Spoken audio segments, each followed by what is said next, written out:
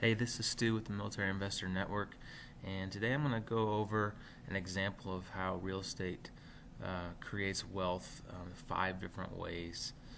This is taken from a blog that a guy named Keith Weinhold from Get Rich Education has done, and I think I thought it was really well done, and I think it really hits the point of why real estate is probably the number one way to create wealth for people in America. So we're going to use the example here. This is just a standard single-family home rental property purchase. It's a $100,000 purchase price. We're going to do 20% down payment, and it's going to be financed with conventional financing, 5% over 30 years.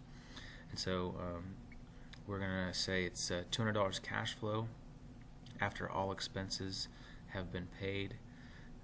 And so this is the example. This is kind of a typical standard rental property.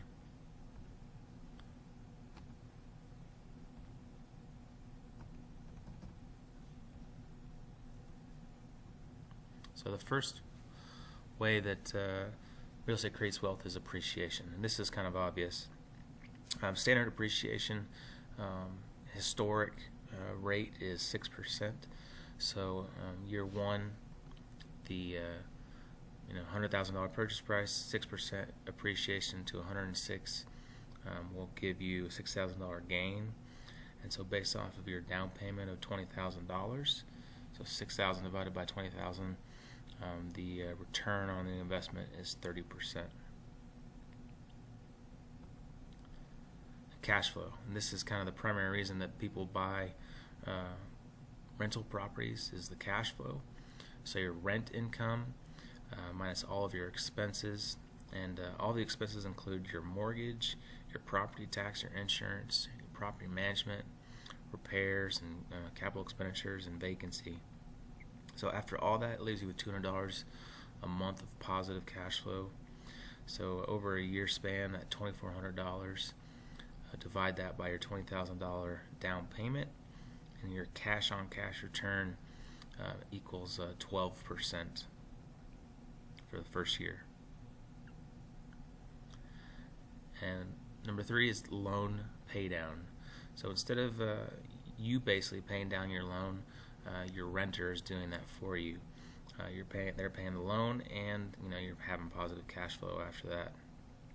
So when you start with your loan of $80,000 at the 5% interest rate, you're paying down your principal, and that's going to be $1,176 a year based off of the 5% amortized over 30 years. So you take that $1,176, divide that by your $20,000. That's another 6% return on your investment. The next one is the tax benefit, and real estate has huge tax benefits. One thing you get to do is depreciate the asset over 27 and a half years, and that's a big tax write-off. Another one you can do is your mortgage interest, and also if you have if you put it into a business entity, there's a lot of other ways that you can use tax benefits with real estate to decrease your overall tax burden at the end of the year. So this one's a little bit hard to measure, but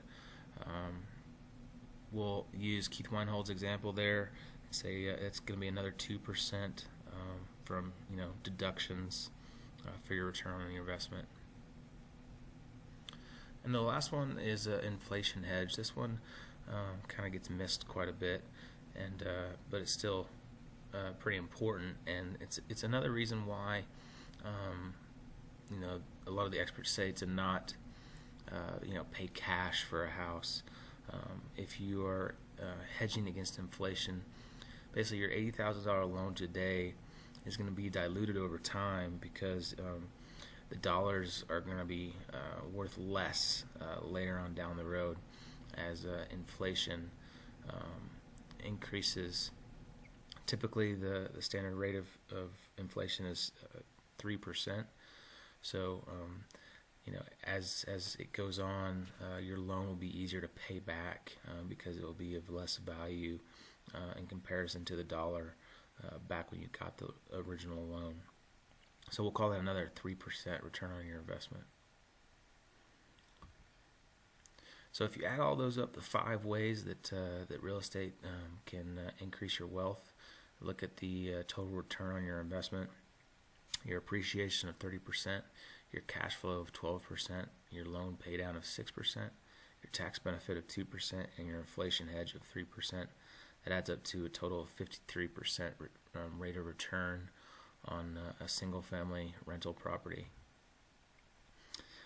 So I think that's huge. There's not a ton of other assets where you can get that type of return on investment.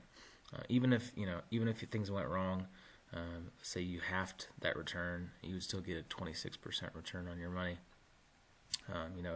If appreciation didn't go as planned, or say you had a bad year of cash flow, you're still going to get a pretty good return on your money.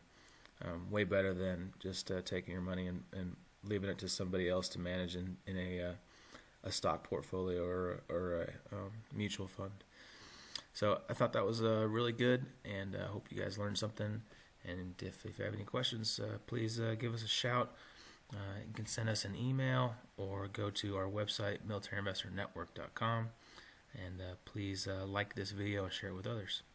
Thanks. Have a great day.